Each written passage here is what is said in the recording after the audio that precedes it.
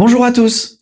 Vous le savez sûrement, les Américains sont depuis quelques années à fond dans l'intelligence artificielle. Et c'est même écrit noir sur blanc dans le plan d'action officiel du gouvernement américain, Winning the Race. Les Américains considèrent que le développement de l'intelligence artificielle est clairement une course. Une course contre la Chine, évidemment, mais aussi contre le reste du monde. Ces dernières années, aux États-Unis, on ne parle que d'intelligence artificielle. Et ça crée parfois des tensions au sein même de la société américaine. Au moment où je tourne cette vidéo, il y a d'ailleurs un grand procès en cours en Californie qui est très suivi entre deux grandes personnalités de l'IA, Elon Musk et Sam Altman, un procès qui concerne la société OpenAI qui a développé ChatGPT. Mais bon, même s'il y a des problèmes, les Américains sont clairement en avance aujourd'hui. C'est incontestable. Sauf que d'autres pays, en particulier la France et le Maroc, sont en train d'investir massivement dans l'intelligence artificielle.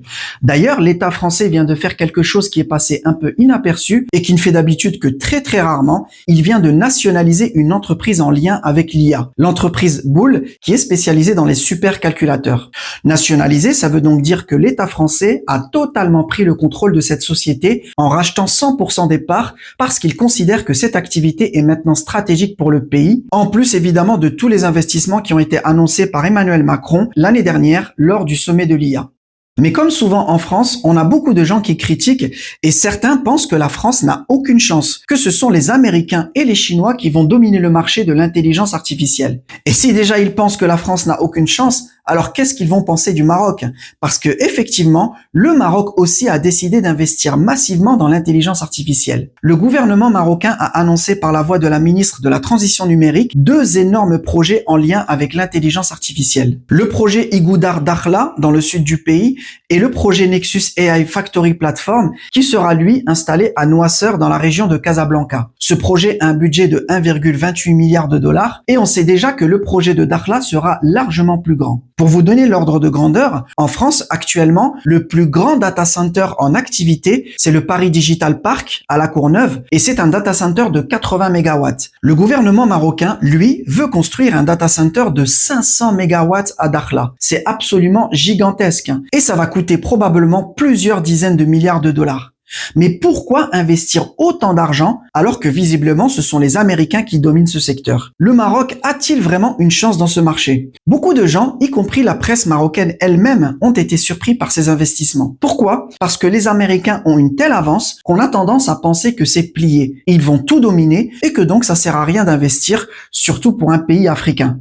Alors, c'est peut-être vrai pour des technologies comme les systèmes d'exploitation ou les smartphones, mais vous allez voir que pour l'intelligence artificielle, ce raisonnement ne fonctionne pas du tout. C'est un secteur très particulier et bien évidemment que si l'État marocain et certaines grandes entreprises privées ont décidé de mettre autant d'argent dans ce secteur au Maroc, c'est qu'il y a quelque chose derrière. Il y a des raisons très stratégiques. On va voir dans cette vidéo que le Maroc et la France sont deux pays qui ont quelque chose de très particulier et qui va pouvoir leur donner, si c'est bien géré, un avantage que très peu de gens soupçonnent encore dans l'intelligence artificielle et qui va d'ailleurs probablement aussi les mettre en concurrence dans cette région Europe-Afrique du Nord. C'est parti!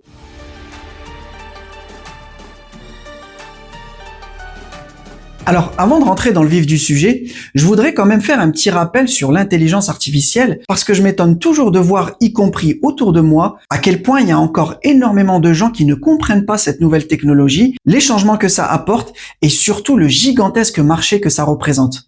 Ça peut paraître un peu brutal, dit comme ça, mais il faut bien comprendre que l'IA est en train de changer complètement la société d'une manière très profonde et qui va malheureusement aussi laisser beaucoup de gens totalement perdus. L'IA va bien sûr changer nos habitudes et tous les secteurs de la société, la santé, l'éducation, le divertissement et bien évidemment le monde du travail et des entreprises. On a pour la première fois une technologie qui est capable de faire quasiment tout ce que fait un salarié devant un ordinateur. Remplir des formulaires, analyser des documents, rédiger des rapports, répondre au téléphone, gérer des problèmes clients, écrire du code, développer des applications, gérer des factures, faire de la comptabilité, et j'en passe. Je ne sais pas si vous vous rendez compte du nombre de personnes en France en Europe et dans le monde qui vivent actuellement d'un travail comme ça. C'est un changement absolument majeur. Et à l'heure actuelle, je ne sais toujours pas comment la société en général et les pouvoirs publics en particulier vont gérer ce changement. Mais ce qui est sûr, c'est que l'intelligence artificielle va être adoptée par toutes les entreprises. Et ça commence déjà. Et c'est très simple à comprendre. Si vous êtes patron d'une entreprise, par exemple, vous recevez des demandes de clients. Avec un salarié, il faut peut-être 3 heures pour répondre à un client. Et avec une IA, c'est fait aussi bien, mais en seulement 3 minutes. En tant que chef d'entreprise, vous n'allez pas hésiter. Vous allez utiliser l'intelligence artificielle parce que ça vous fait gagner énormément de temps et donc d'argent. Après, qu'est-ce que vous allez faire avec ce salarié? Ça, c'est un autre problème, évidemment. Mais c'est absolument certain que la quasi-totalité des entreprises dans le monde vont utiliser l'intelligence artificielle pour la plupart des tâches qu'elles ont à faire. Et l'intelligence artificielle, c'est pas gratuit. C'est un marché absolument colossal qui va générer des milliards et des milliards de dollars. Et toute la question est de savoir qui sont les gens et les pays qui vont profiter de ça. Et contrairement à ce que beaucoup peuvent croire, les Américains et les Chinois ne vont pas tout prendre. Loin de là. Et on va essayer de comprendre pourquoi. La plupart d'entre vous, j'imagine, ont déjà utilisé une intelligence artificielle comme ChatGPT. Alors, qu'est-ce qui se passe quand vous demandez quelque chose à ChatGPT? Par exemple, vous avez une facture SFR qui est anormalement élevée ce mois-ci, vous n'êtes pas content, vous comprenez pas pourquoi, et vous lui demandez de vous expliquer. Donc, vous lui donnez la facture depuis votre smartphone ou votre ordinateur et vous lui posez la question. Sauf que cette facture, elle reste pas dans votre téléphone. Elle est envoyée sur les serveurs de OpenAI, la société qui gère ChatGPT. Et cette société a accès à votre facture. C'est-à-dire que si un ingénieur de la société veut lire votre facture, il peut le faire sans problème. Ce n'est pas possible d'utiliser ChatGPT sans donner vos informations à la société qui est derrière. Alors, vous allez me dire, ouais, mais pourquoi un ingénieur de OpenAI perdrait son temps à regarder ma facture SFR? Qu'est-ce qu'il va gagner? Effectivement, pour ce genre de cas, pas grand-chose. Mais imaginez un ingénieur dans le nucléaire français qui utilise ChatGPT, ou bien quelqu'un qui envoie le fichier client d'une grande entreprise. Là, c'est pas du tout la même chose. Ça pose un sérieux problème. D'autant plus quand on regarde qui sont les sociétés derrière ces intelligences artificielles. Regardez quelles sont actuellement les meilleures IA dans le monde, celles qui sont les plus utilisées. Au moment où je tourne cette vidéo, l'IA la plus performante, c'est sans aucun doute Claude, avec ses modèles Opus, et ils ont d'ailleurs un autre modèle encore plus puissant appelé Mythos, mais au moment où je parle, ils n'ont pas encore sorti.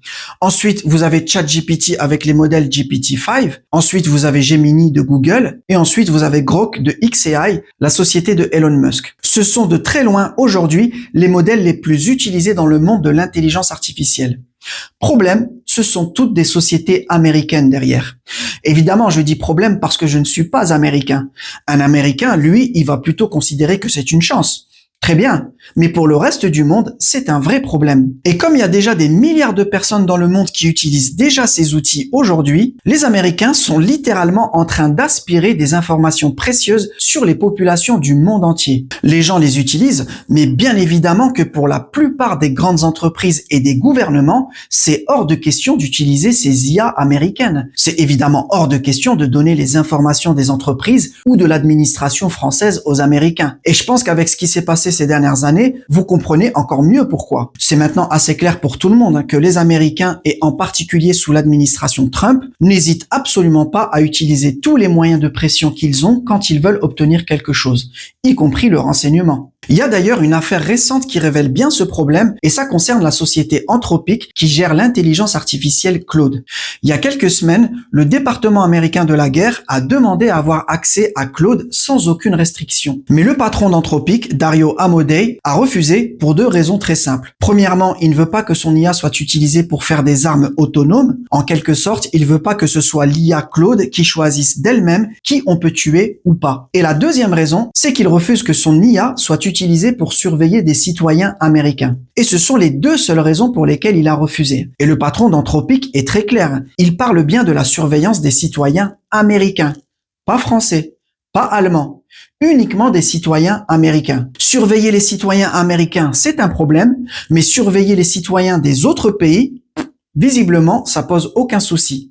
Donc vous comprenez bien pourquoi pour la plupart des entreprises et des gouvernements dans le monde, il est absolument hors de question d'utiliser ces intelligences artificielles américaines. Et en réalité, ce ce qu'on a souvent tendance à oublier, c'est que c'est surtout là que se situe, et de très loin, le plus gros marché pour l'intelligence artificielle de ces prochaines années. Ceux qui vont dépenser le plus pour utiliser l'IA, ce ne sont pas les consommateurs qui utilisent ChatGPT ou Claude à la maison. Pas du tout.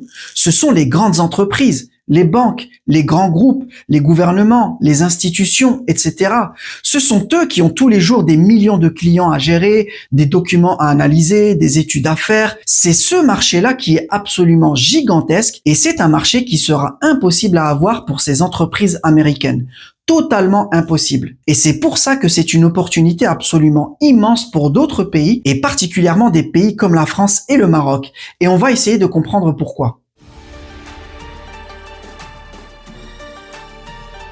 Pour comprendre le marché de l'IA qui arrive, il faut d'abord comprendre l'économie derrière l'intelligence artificielle. Qu'est-ce que vous payez quand vous êtes abonné par exemple à ChatGPT ou Claude? Pour faire fonctionner une IA, il faut 3 éléments critiques. Le premier, c'est en quelque sorte le cerveau, c'est-à-dire le modèle d'IA. Le logiciel, c'est lui qui reçoit vos questions et qui va vous répondre. Par exemple, sur ChatGPT, vous avez actuellement le modèle appelé GPT 5.5. Ensuite, ce cerveau, comme tout logiciel, ça fonctionne dans un ordinateur ou dans des serveurs. Et donc, il faut des data centers, c'est-à-dire des genres d'entrepôts remplis de serveurs qui sont connectés à Internet. Et évidemment, pour faire fonctionner ces data centers, il faut de l'électricité, il faut de l'énergie. Voilà les 3 choses à avoir aujourd'hui pour faire fonctionner une IA. Et quand vous payez un abonnement ChatGPT, vous payez principalement pour ces 3 choses-là. Vous payez l'électricité, vous payez l'amortissement des data centers, et vous payez aussi le droit d'utiliser le cerveau, le modèle d'IA, comme GPT 5.5. Parce que ce modèle appartient à la société OpenAI. C'est-à-dire que vous n'avez aucun moyen d'utiliser ce modèle sans passer par cette société. C'est ce qu'on appelle un modèle fermé. Et c'est pour ça qu'on est obligé de donner nos informations aux sociétés américaines pour utiliser leurs IA. Toutes ces IA américaines dont je vous ai parlé, ce sont des IA fermées. Il n'y a pas moyen d'utiliser ces modèles américains sans leur donner nos informations. Mais il y a quelque chose qui change absolument tout maintenant, c'est ce qu'on appelle les modèles ouverts. Ce sont des modèles qui ont été développés en open source, c'est-à-dire que vous pouvez les utiliser librement sans donner vos informations à des sociétés. Vous avez par exemple l'IA chinoise DeepSeek ou l'IA française Mistral. Ces IA, vous pouvez les télécharger directement dans votre ordinateur, chez vous. Vous pouvez même ensuite couper Internet et vous pouvez les utiliser sans problème, sans rien payer, à part votre électricité bien sûr. En tout cas, vous n'avez pas besoin d'envoyer vos informations à qui que ce soit. Alors, c'est un avantage, mais vous allez sûrement dire, ok, mais est-ce que ce sont des bonnes IA? Est-ce qu'elles marchent bien par rapport aux IA américaines? Parce que c'est vrai que si les IA open source font trop d'erreurs, vous vous doutez bien que ça sert pas à grand chose.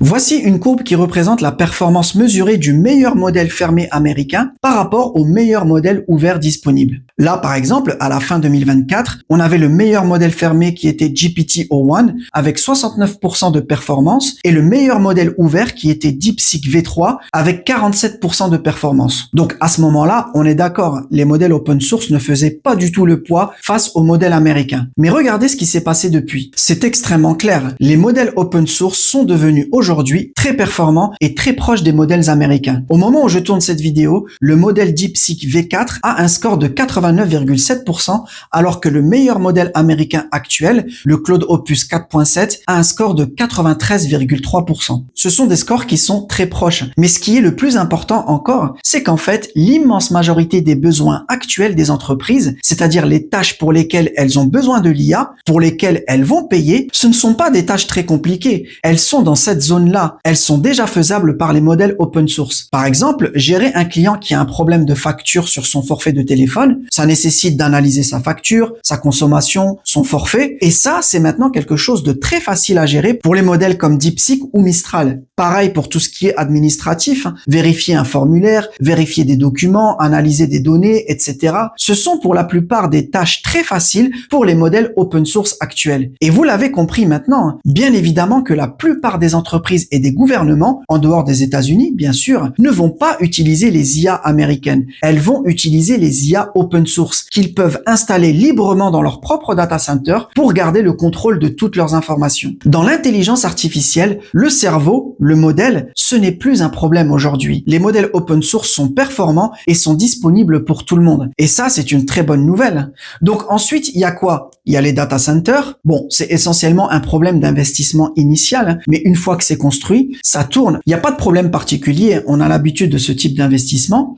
Et ensuite, il reste quoi? Eh bien, l'énergie pour faire tourner ces data centers. Et malheureusement, c'est là qu'on a un sérieux problème. Voici ce que consomme un data center normal, c'est-à-dire un data center classique qui héberge des sites internet ou des applications mobiles. Ça fonctionne avec environ 10 kW par rack en moyenne. Un rack, c'est juste une genre d'armoire remplie de serveurs. Un data center d'intelligence artificielle, ça fonctionne avec environ 100 kW par rack. C'est pas du tout la même chose. Pour fonctionner, l'intelligence artificielle consomme malheureusement beaucoup d'électricité. Et ça, c'est la mauvaise nouvelle parce que c'est clairement devenu aujourd'hui, de très loin, le problème numéro 1 pour le développement de l'IA. Pour avoir de l'intelligence artificielle aujourd'hui, le seul vrai problème, c'est maintenant l'énergie. Le reste, ce n'est plus un problème. Et donc, il devient très clair que les pays qui vont gagner et profiter du développement de l'IA sont les pays qui vont pouvoir mettre à disposition une grande quantité d'énergie pour ça. D'ailleurs, Arthur Mensch, le patron de Mistral, l'intelligence artificielle open source française, l'a encore redit récemment en commission parlementaire. Alors, sur le sujet du temps, je dirais qu'on n'a pas le temps. Je pense que notamment parce que c'est lié à des contraintes physiques. On parle de ressources naturelles. Là, on parle d'utilisation de ressources naturelles pour transformer de l'électricité en token. Il n'y a pas une électricité infinie dans le monde. Les États-Unis saturent leur électricité pour la transformer en intelligence artificielle. Ils déploient $1 trilliard l'année prochaine. Quand ils déploient $1 trilliard, ça veut dire qu'ils veulent $2 trilliards en retour. Donc ils voient bien qu'il y a un marché immense qui se crée, et ils voient bien que en fait, celui qui possède la ressource, qui possède les centrales éventuellement, ou qui a accès à l'énergie de manière massive, c'est celui qui gagne. Donc soit un pays a l'énergie nécessaire pour utiliser l'IA chez lui, soit il va devoir l'importer, que ce soit importer de l'énergie ou importer directement des services d'intelligence artificielle. Et on va essayer de voir maintenant pourquoi en réalité ça va être très difficile pour la plupart des pays, alors que certains pays vont clairement en profiter. Vous l'avez compris maintenant, il va y avoir une certaine concurrence entre les pays sur la capacité à installer des data centers et à leur fournir la grande quantité d'électricité dont ils ont besoin. Mais à l'inverse, si un pays par exemple comme la France n'arrive pas à développer ça sur son territoire, les entreprises françaises ne vont pas attendre. Elles vont acheter ces services ailleurs, tout simplement. Elles vont importer ces services d'intelligence artificielle. Vous pouvez pas avoir par exemple Alstom en France qui n'utilise pas d'intelligence artificielle alors que son concurrent direct, Siemens en Allemagne, l'utilise pour tous les projets de développement. C'est strictement impossible. Bien sûr que toutes les entreprises dans quasiment tous les pays vont utiliser de plus en plus d'intelligence artificielle. Il n'y a aucun doute là-dessus. Et la question, c'est de savoir quels sont les pays qui vont être capables de fournir cette intelligence artificielle. C'est-à-dire les pays qui peuvent fournir les quantités d'énergie pour ça. Et je pense que vous le savez sans doute, avant même l'arrivée de l'IA, l'énergie, c'était déjà un très gros problème pour la plupart des pays. On a un exemple très récent de cela, c'est le Danemark. Le Danemark a attiré ces dernières années beaucoup d'investisseurs dans les data centers en intelligence artificielle. Et c'est pas un hasard, c'est surtout grâce à ses nombreux parcs éoliens. Le Danemark, en pourcentage de capacité, c'est de très loin le pays en Europe qui a le plus investi dans l'éolien. Le territoire danois a une particularité, c'est qu'il a des conditions de vent extrêmement favorables. Alors vous allez me dire, mais pourquoi les entreprises qui investissent dans les data centers, elles s'intéressent aux parcs éoliens? Parce qu'elles veulent protéger l'environnement? Peut-être, mais en tout cas, il y a une autre raison beaucoup plus économique. Les investisseurs dans les data centers signent en général des contrats spéciaux avec les fournisseurs d'électricité. C'est ce qu'on appelle des PPA, Power Purchase Agreements. Ce sont en général des contrats sur 10 ou 20 ans. Et donc, bien sûr, ces investisseurs ont besoin d'un prix de l'électricité qui reste le plus stable possible sur cette période. Ils veulent pas que dans 1 ou 2 ans, le fournisseur leur dise « Bah écoute, je suis désolé, je suis obligé d'augmenter mes prix ». C'est pas possible, ça peut pas marcher comme ça. Mais vous le savez, les centrales à gaz ou au charbon peuvent difficilement garantir un prix stable, parce que du jour au lendemain, les prix du gaz ou du charbon peuvent monter très vite. Alors que les parcs éoliens ou solaires, au contraire, une fois que c'est construit, ils peuvent garantir un prix à peu près stable, il n'y a pas de problème. C'est pour cette raison, par exemple, que Google et Total Energy viennent de signer il y a quelques semaines un contrat sur 21 ans pour des data centers en Malaisie. Total Energy va fournir Google en électricité grâce à une centrale solaire qui s'appelle appelle Citra Energy. Google va donc profiter d'un prix de l'électricité convenu à l'avance et qui va rester à peu près stable grâce à l'énergie solaire. Et c'est donc pour ces parcs éoliens que le Danemark reçoit énormément de demandes d'investissement en data center. Le problème, c'est que le Danemark a reçu beaucoup trop de demandes et n'a pas du tout assez d'électricité. Le Danemark peut fournir actuellement de manière sécurisée une puissance électrique d'environ 7 gigawatts dans tout le pays. Et le gouvernement a reçu des demandes d'installation électrique pour plus de 60 gigawatts. Et c'est essentiellement à cause des data centers en IA. C'est évidemment pas possible. Le Danemark ne peut pas fournir en électricité tous ces projets. Donc le gouvernement danois, qu'est-ce qu'il a fait? Pas le choix, il vient tout simplement de stopper toutes les autorisations pour les nouveaux data centers. Il n'y a pas assez d'électricité dans le pays pour ça. Et il faut évidemment laisser l'électricité aussi pour les autres utilisations, pour la population, le chauffage, etc. Mais ça crée quand même un débat au Danemark, parce que certains hommes politiques ne sont pas d'accord avec ça. Par exemple, l'ancien député Morten Helveg Petersen pense que c'est une mauvaise décision parce que ça va avantager d'autres pays dans l'intelligence artificielle, alors que le Danemark avait clairement un avantage. Il a demandé à ne pas mettre en pause les data centers et il a proposé d'autres solutions, comme par exemple réutiliser la chaleur des data centers pour le chauffage. Mais bon, pour le moment, le gouvernement danois reste ferme sur sa décision. Alors, vous allez me dire, c'est dommage. Pourquoi le Danemark n'ajoute pas simplement des éoliennes? Parce que c'est loin d'être si facile que ça. Déjà, en ce qui concerne les parcs éoliens en mer, ça prend énormément de temps à installer, ça coûte encore très cher et c'est pas forcément rentable. D'ailleurs, le gouvernement a essayé. Il a fait un appel d'offres l'année dernière pour un parc de 3 gigawatts en mer, mais aucune société n'a répondu à cet appel d'offres. Aucune société n'a voulu se lancer dans ce projet. Ce sont surtout les parcs éoliens sur terre qui sont rentables et intéressants pour ces sociétés, mais là, il y a un autre problème, l'espace disponible. Le Danemark est un petit pays. C'est devenu très difficile de trouver des terrains pour ça et surtout de faire accepter ça à la population locale. Souvent, quand vous voulez installer un parc éolien dans une zone, vous avez des gens qui habitent là et qui sont pas forcément d'accord. Donc, c'est pas si évident que ça. Le Danemark ne peut pas comme ça rapidement augmenter sa capacité électrique. C'est pour cette raison que les investisseurs dans l'IA se tournent maintenant vers d'autres pays. Parce que, vous le savez sans doute, il y a une autre source d'électricité qui peut garantir à peu près des prix stables, c'est évidemment l'électricité nucléaire. Et c'est pour cette raison que la France attire maintenant de plus en plus de data centers. Et on va essayer de voir maintenant, est-ce que la France va vraiment en profiter?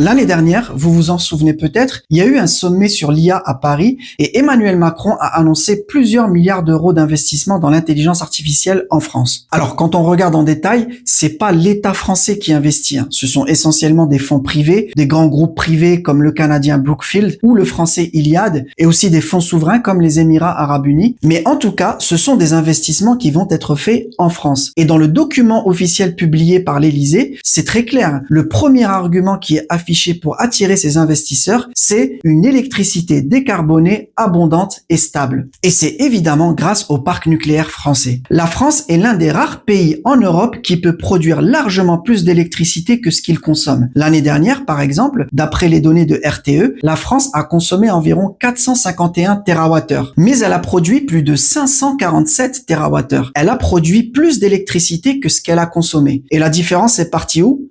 Chez ses voisins, qui eux n'en produisent pas assez. La France a cet énorme avantage d'être un exportateur d'électricité. Et RTE le confirme clairement. La France est actuellement dans une situation d'abondance d'électricité décarbonée. Alors certains d'entre vous vont probablement dire, mais c'est bizarre, dans ce cas, pourquoi je paye aussi cher ma facture d'électricité? Mais ça, le prix au consommateur, c'est une autre histoire. Ça concerne la réglementation et le marché européen de l'électricité. C'est pas vraiment le sujet de cette vidéo, mais c'est une réalité. La France a l'avantage d'avoir beaucoup d'électricité disponible, de l'électricité avec un prix plutôt stable et le gouvernement français veut naturellement profiter de cet avantage pour prendre de l'avance sur l'intelligence artificielle. Mais vous le savez bien, en France, et c'est peut-être ce qui fait le charme du pays d'ailleurs, on aime bien débattre. On n'est pas souvent d'accord. Et en l'occurrence, il y a beaucoup de gens qui ne sont pas d'accord sur ce qu'on doit faire avec cette électricité. Parce qu'effectivement, la France a aussi une autre priorité, c'est de réduire sa dépendance au pétrole. La dernière feuille de route publiée par par le gouvernement le confirme encore, en plus des data centers, la priorité est aussi donnée aux véhicules électriques, aux pompes à chaleur, donc le chauffage, et à l'électrification de l'industrie, principalement l'industrie lourde, c'est-à-dire les usines qui fabriquent de l'acier, du verre ou du ciment par exemple. On a l'impression que la priorité est donnée à tout ça en même temps. Mais le problème, c'est que quand on fait les comptes et qu'on calcule les ordres de grandeur, comme dirait cette jeune demoiselle,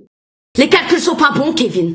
ah, ça c'est sûr, les calculs sont pas bons. D'après les données de RTE, avec la capacité actuelle, on pourrait consommer en France environ une centaine de térawattheures en plus par an sans trop de problèmes. C'est déjà pas mal, mais quand on fait le calcul de tout ce qu'on consomme déjà aujourd'hui en pétrole et en gaz, c'est environ 850 térawattheures. Alors si on veut remplacer ça par de l'électricité, en réalité on n'a pas besoin de 850 térawattheures parce que l'électricité est plus efficace que le pétrole. Une voiture électrique, par exemple, en énergie pure, ça consomme moins qu'une voiture essence. Parce que dans le moteur essence, vous avez beaucoup d'énergie qui est perdue pour rien en chaleur. Mais en estimation approximative, il faudrait quand même 300 à 400 térawattheures d'électricité en plus pour remplacer totalement le pétrole et le gaz en France. C'est plus de 3 fois l'effort que peut encore fournir la capacité française aujourd'hui. On n'aura pas du tout assez d'électricité pour tout ça. Et vous le savez, construire de nouvelles centrales nucléaires en France, c'est compliqué, ça prend énormément de temps. Donc clairement, la France a beaucoup d'électricité, c'est vrai, mais c'est loin d'être assez pour tout ce qu'elle veut faire. Il va falloir choisir des priorités. Est-ce qu'on veut donner la priorité aux voitures électriques et on en laisse un peu moins pour l'industrie ou les data centers, ou bien l'inverse? Ça, c'est une question de choix politique. Et vous allez probablement en entendre parler dans les débats présidentiels qui arrivent. La France a clairement aujourd'hui le potentiel pour devenir un grand producteur d'intelligence artificielle, mais ça demanderait de mettre l'énergie en priorité sur ça et de sacrifier un petit peu d'autres secteurs. C'est un choix politique qui n'est pas si évident que ça. D'ailleurs, vous avez peut-être vu récemment Arthur Mensch en commission parlementaire. Donc pour rappel, c'est l'un des fondateurs de Mistral, l'intelligence artificielle française, et c'est probablement la personnalité la plus importante aujourd'hui dans le domaine de l'IA en France. Il a essayé de convaincre sur l'importance de donner de l'électricité aux data centers IA, mais bon, on a quand même vu qu'il était pas très rassuré. Et d'ailleurs, il a été assez critique sur le fonctionnement actuel de l'Europe. Comme tous ceux qui sont dans l'intelligence artificielle, Arthur Mensch sait très bien que ceux qui vont gagner sont ceux qui auront l'énergie. Et vous allez voir que c'est essentiellement pour cette raison qu'il y a quelques semaines, il a fait un déplacement au Maroc. On va voir maintenant pourquoi le Maroc pourrait tout à fait être l'un des grands gagnants dans l'intelligence artificielle ces prochaines années.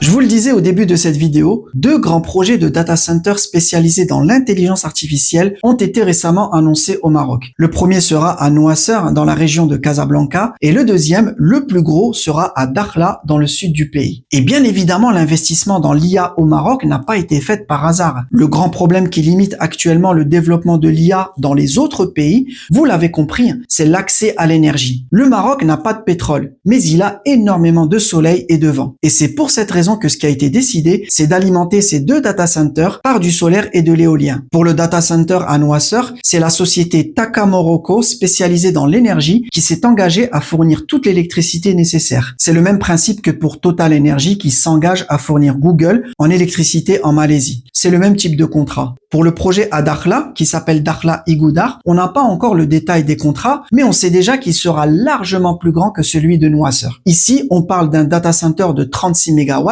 mais pour Dakhla, le gouvernement marocain a annoncé que ce sera une infrastructure à 500 MW. C'est gigantesque et il va évidemment falloir beaucoup d'électricité pour faire fonctionner ça. En réalité, la plupart des futurs projets dans l'intelligence artificielle au Maroc seront probablement dans le sud du pays, dans cette zone. Pourquoi ? L'explication est assez simple. Voici la carte qui indique la vitesse moyenne des vents tout au long de l'année en Europe et en Afrique du Nord. Plus c'est rouge et plus c'est une région où il y a du vent. Comme vous le voyez, le sud du Maroc est une région absolument exceptionnelle pour la qualité du vent. Et quand on couple ça avec la carte solaire, eh bien, vous avez ici une région quasiment unique et très vaste où vous pouvez mettre des parcs solaires et éoliens à volonté et de façon extrêmement efficace du point de vue énergétique. Le sud du Maroc a un gisement d'énergie renouvelable renouvelable absolument unique. Et l'accès à la mer est un autre avantage, puisqu'on peut utiliser l'eau de la mer pour refroidir les data centers. Et en plus, ce sont des régions encore très peu peuplées. Contrairement au Danemark où c'est devenu difficile de trouver de la place pour les nouveaux parcs éoliens, ici, dans ces zones, il n'y a aucun problème. La place, c'est vraiment pas ce qui manque. Le vrai problème, il est toujours le même. Il est d'ordre économique. Il faut bien comprendre que les investissements dans le renouvelable peuvent se faire uniquement quand il y a des débouchés pour l'électricité, quand on en a besoin pour quelque chose. Historiquement, au Maroc, on a besoin de l'électricité pour le réseau national, pour la population et pour l'industrie, et cette électricité est surtout consommée dans le nord du Maroc, dans les régions les plus peuplées et les plus industrialisées, Casablanca, Rabat, Tanger. Le problème, c'est que quand vous transportez de l'électricité sur de longues distances, vous avez des pertes. Sur les lignes à haute tension, par exemple les lignes 400 000 volts, vous avez environ 1 à 2% de pertes pour 100 km. Donc tous les 100 km, vous perdez environ 1 à 2% de l'électricité. Si on produit 100 MWh d'électricité à Dakhla pour être utilisé à Casablanca, à l'arrivée, vous n'avez pas 100 MWh. Vous n'aurez à peu près que 80 MWh. Vous avez perdu quasiment 20% sur la route. Essentiellement à cause des pertes en chaleur dans les câbles. Transporter de l'électricité, notamment sur les longues distances, c'est un vrai problème économique. Par contre, transporter de l'information, de la data, par une connexion Internet, là, ce n'est absolument plus un problème.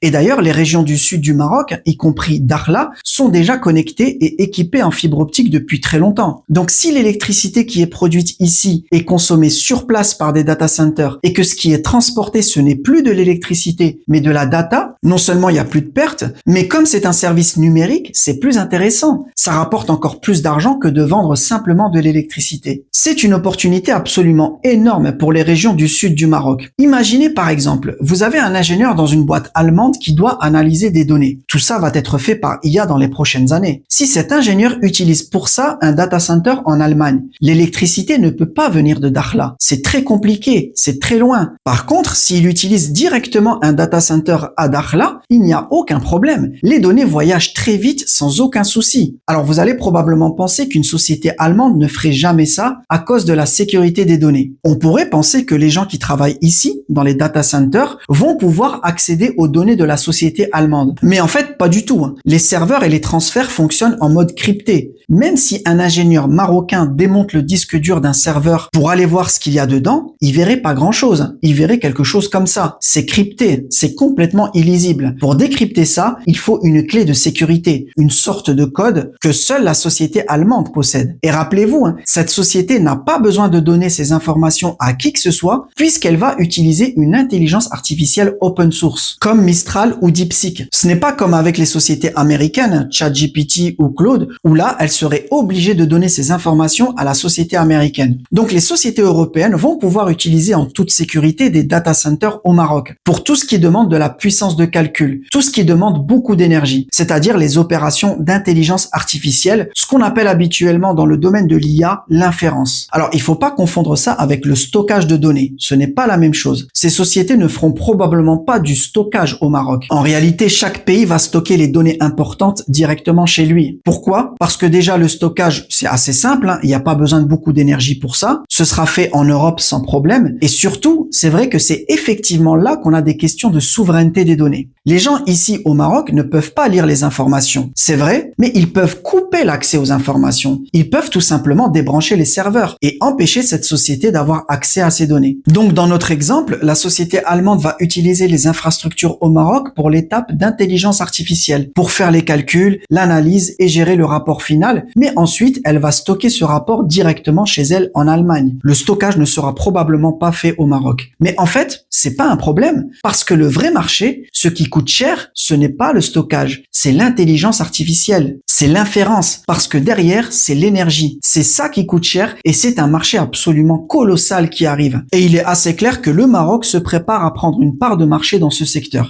Si le fondateur de Mistral est venu au Maroc, même si le Maroc est un beau pays, c'est pas pour faire du tourisme. Ce qu'il est venu chercher, il le dit d'ailleurs lui-même.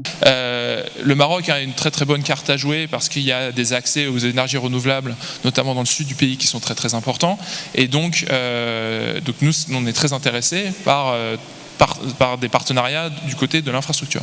Il est venu chercher de l'énergie renouvelable. Mistral, en tant que société d'intelligence artificielle qui va gérer des data centers, va avoir besoin de beaucoup d'énergie. Une énergie qu'elle n'est pas du tout sûre de trouver en Europe. Que ce soit Mistral ou d'autres, de plus en plus d'investisseurs vont probablement venir chercher l'énergie au Maroc. C'est clairement une opportunité exceptionnelle pour le Maroc et particulièrement pour les régions du Sud. Et c'est évidemment pour ça que l'État marocain essaie de miser aussi gros sur ce secteur. D'ailleurs, pour tous les jeunes qui vont arriver sur le marché du travail, que ce soit au Maroc ou en France, ces 3 domaines-là vont donner beaucoup d'opportunités. Tout ce qui est installation et maîtrise des modèles open source, tout ce qui est technologie des data centers et bien sûr le domaine de l'énergie. Si vous avez des enfants qui ne savent pas quoi faire comme études, personnellement, je miserais bien sur ces secteurs.